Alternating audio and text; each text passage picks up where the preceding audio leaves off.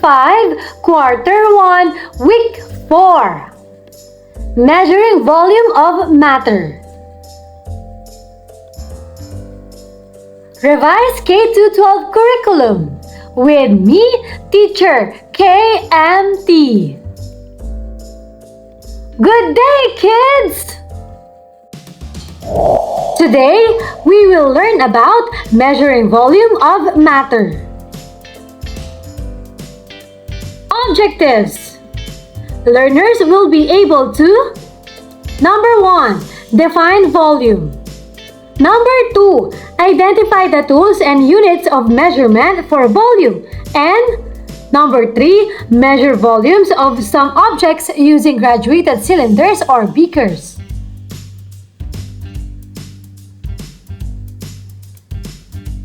Short review to be guided by your actual teacher.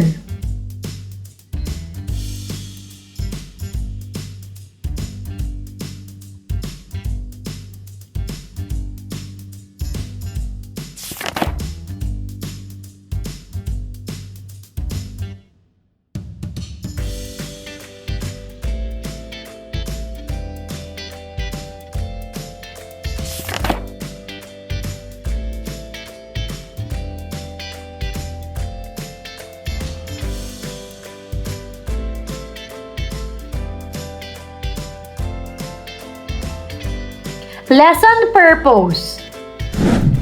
Last time, we knew that matter has weight and occupies space. Matter also comes in 3 states: solid, liquid, and gas. Today, we will investigate one particular property of matter.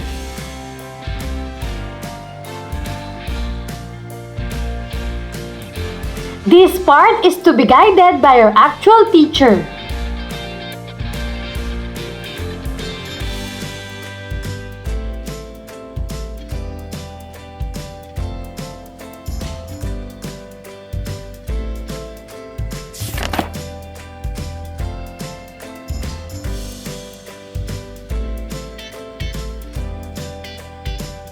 Unlocking content area vocabulary. Number 1, volume. It is the amount of space something takes up. It describes how much a space can hold. Number 2, beaker. It is a cylindrical container with a flat bottom used in a lab equipment. Number 3, graduated cylinder. It is a piece of laboratory glassware used to measure the volume of liquids.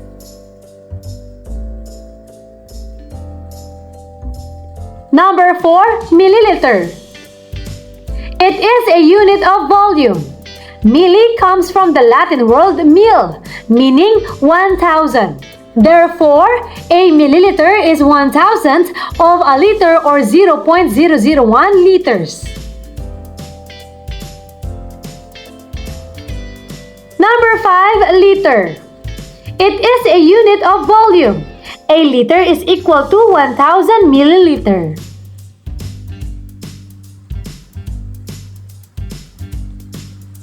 Can you answer? Number 1. Aside from the beaker, what other measuring tools do you use to measure volume? Number 2. Aside from the graduated cylinder, what other measuring tools do you use to measure the volume of liquids? Number 3. What is the difference between a beaker and a graduated cylinder?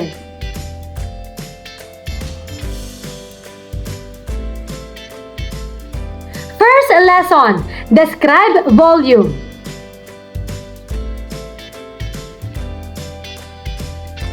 Explicitation. Give at least 5 things found in the classroom that occupy space.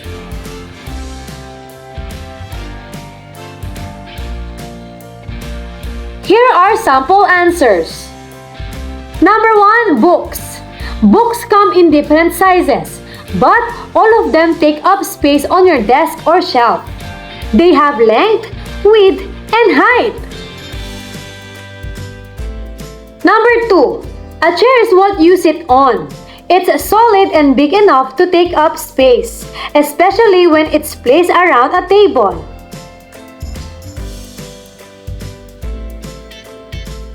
Number 3. The pencil case holds your pencils, crayons, and other supplies.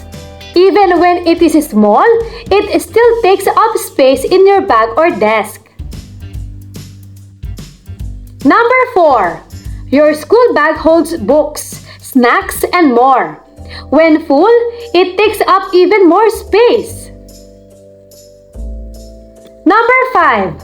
A ruler is long and flat, but it still has a little bit of volume because it has thickness, even if it is small.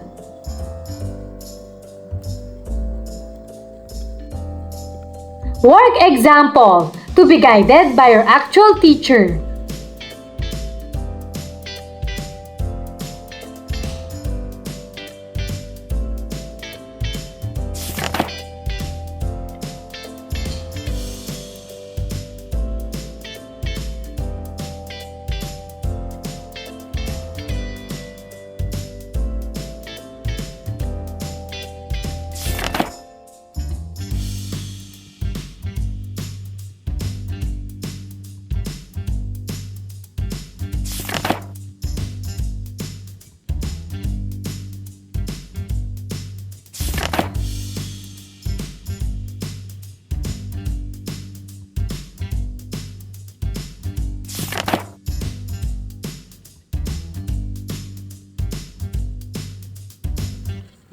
Kids, we must learn that any matter occupies space. Two objects cannot occupy the same space at the same time. An object must move before another object can occupy that space. The amount or capacity of space that an object or shape occupies is called a volume.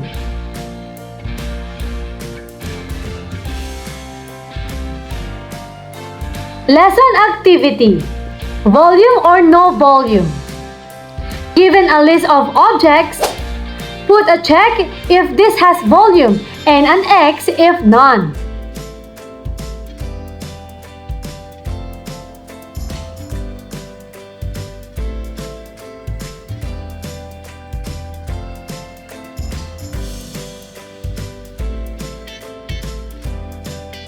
Let's answer. Objects: lemon juice has a volume or no volume? Great! Has a volume. Notebook has a volume or no volume? Correct! Has a volume. Air in a balloon has a volume or no volume? Excellent! Has a volume. Chalk has a volume or no volume? Amazing! Has a volume. Green mango has a volume or no volume? Great! Has a volume. Soy sauce has a volume or no volume? Very good! Has a volume. Shampoo has a volume or no volume? Great! Has a volume. Oxygen in a tank has a volume or no volume? Correct! Has a volume. Broom box has volume or no volume? Very good! Has a volume. Soft drink has a volume or no volume? Amazing! Has a volume.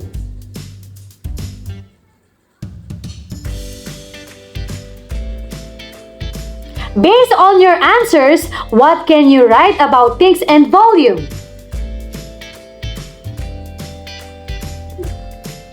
Good job! All things that occupy space have a volume, whether solid, liquid, or gas. If it takes up space, it has a volume. Second lesson, tools and units used to measure volume. Explicitation. How do we find out which has more water?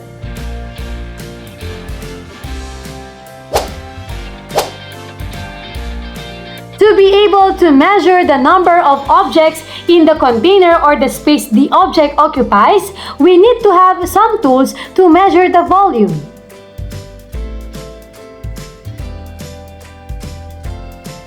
Remember these. Number 1, volume. Volume is the three-dimensional quantity a material occupies, often measured in cubic meters or cubic centimeters. The superscript 3 in the unit means it is measured in 3 dimensions. For example, the volume of a cube is calculated as length times width times height.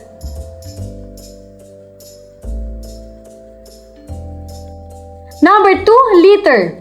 Liter is often used as a unit of volume, particularly for liquid too. 1 liter is equals to 1,000 cubic centimeters. A cubic centimeter is equal to 1 milliliter. Thus, 1 cubic centimeter equals 1 milliliter. So, 1 liter equals 1,000 cubic centimeters equals 1,000 milliliters.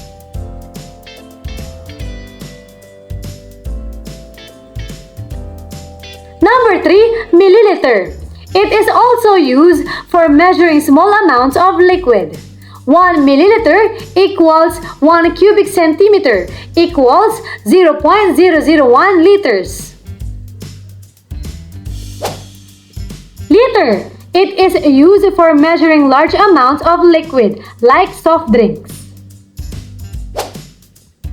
Milliliter. It is used for measuring small amounts of liquid, like vitamins.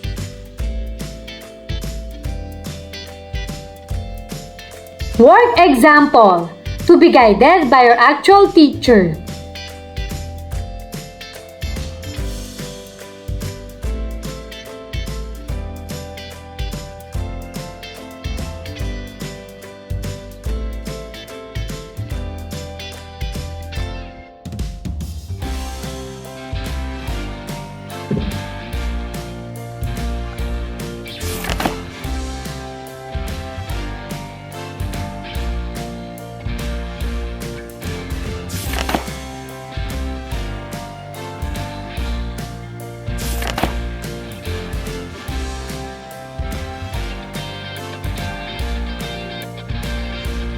Lesson activity. How do we properly read the volume of a material using a graduated cylinder?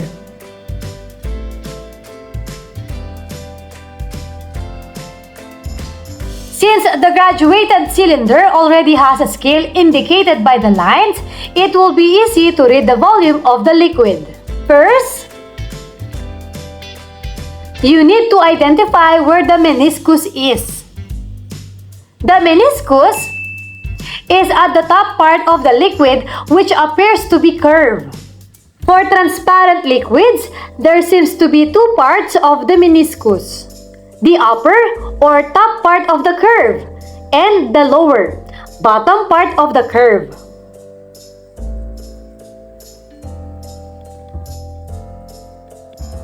When reading the volume, you will read the lower meniscus. You are to make sure your eye is at the level of the meniscus when recording or reporting the reading.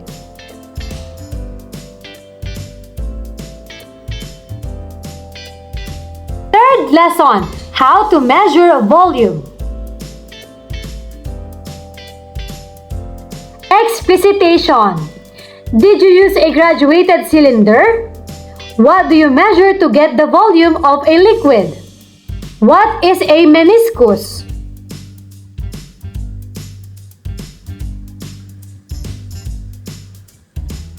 Work example. to be guided by your actual teacher.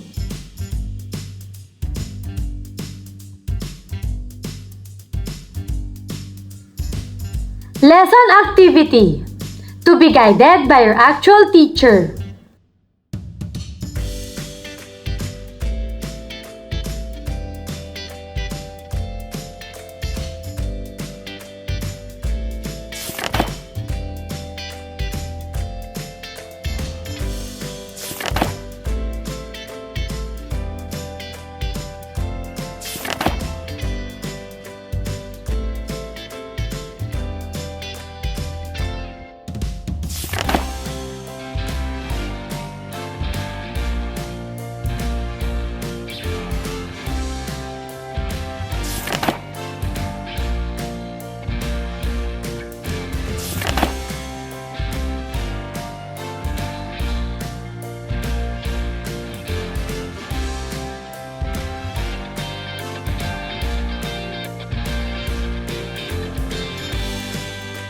Kids, listen very carefully.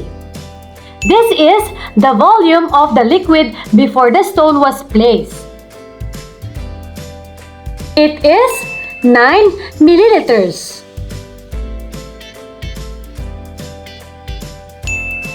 Now, this is the volume of the liquid after the stone was placed. After placing the stone, the volume went up. Can you tell by how much?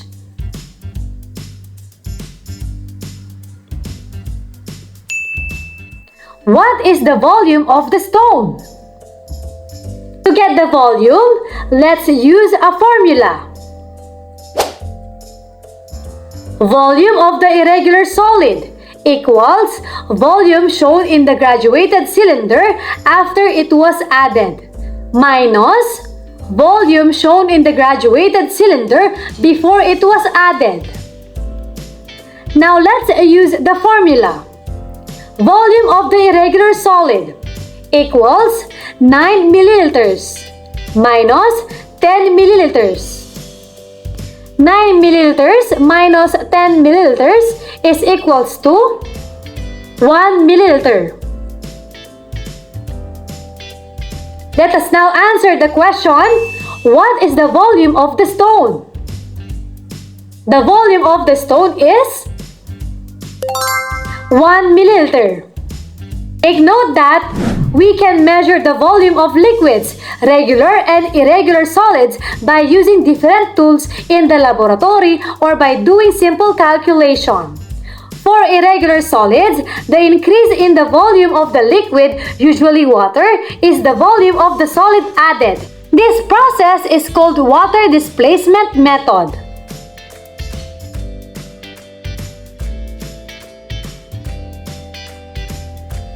Learners' takeaways. Fill in the blanks with the correct word to complete the sentence.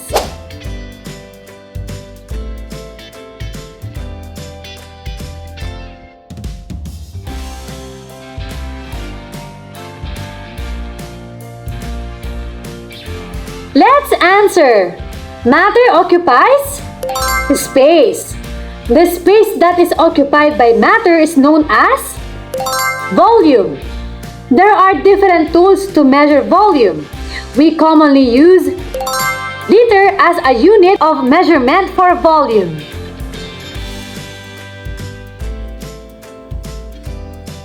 Reflection on learning. Number 1. Why is it important for us to know how to measure the volume of matter? Correct! It is important for me to know how to measure volume because it helps me understand how much space something takes up. I use it when I pour drinks, help cook, or even when I try not to spill water from a container.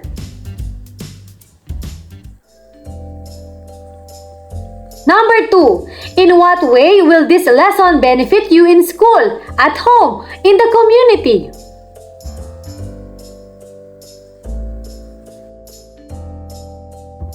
At home, I can use what I learned to help with cooking by measuring ingredients the right way. I can also pour juice or water without wasting it and help my family with small tasks around the house.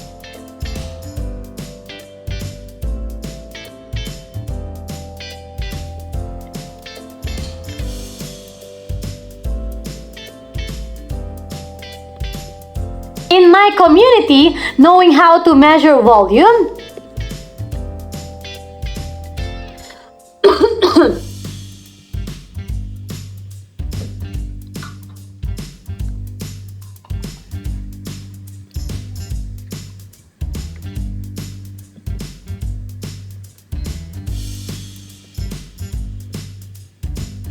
In my community, knowing how to measure volume helps me when I help give out food or drinks, like at school events or community gatherings. I can also help save water by using only what I need. Evaluating learning. Number 1. Give your definition of volume. Give at least 3 example units used for volume.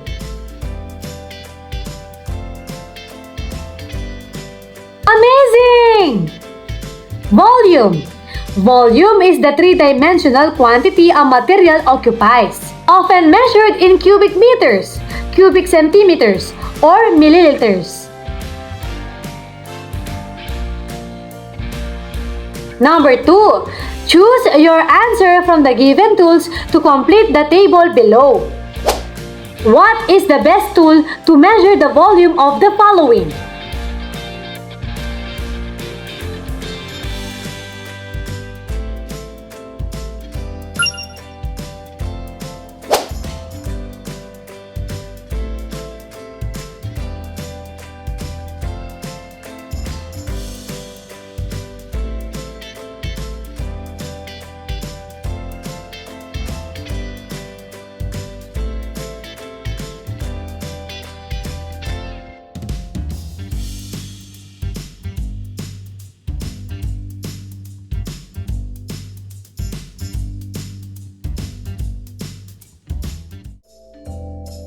Let's answer. Matter to measure. Number 1, sugar. Tools to use for volume. Measuring spoon. Number 2, fresh milk. Measuring jar. Number 3, flour. Measuring cup. Number 4, food coloring. Dropper. Number 5, cough syrup. Measuring spoon. Number 6, an exact amount of liquid substance in the laboratory. Graduated cylinder. Moving on. Number 3, Kathleen filled a beaker with water up to 50 milliliters. She then put in a stone and the level of the water rose up to 75 milliliters. Let's answer. Letter A. By how many milliliters does the water level increase? Good job! By 25 milliliters. Letter B. Explain why the level of water rose when she put the stone in the beaker. Awesome! It means the stone has its own volume. Letter C. What is the volume of stone? Great! In milliliters, it is 25 milliliters. In cubic centimeters, it is 25 cubic centimeters.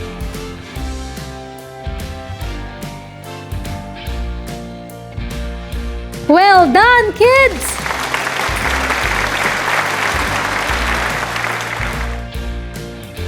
What have we learned today?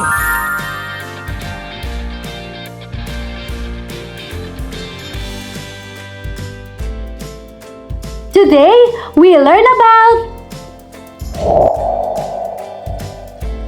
volume. It is the amount of space something takes up. It describes how much a space can hold. We also discussed the tools and units of measurement for volume. Beaker. It is a cylindrical container with a flat bottom used in lab equipment.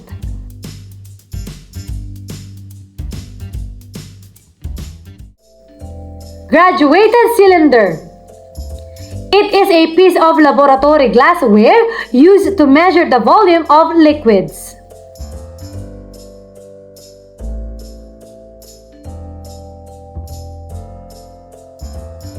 Kids, thank you for listening. I hope you have learned. Please do not forget to click the like, share, and subscribe.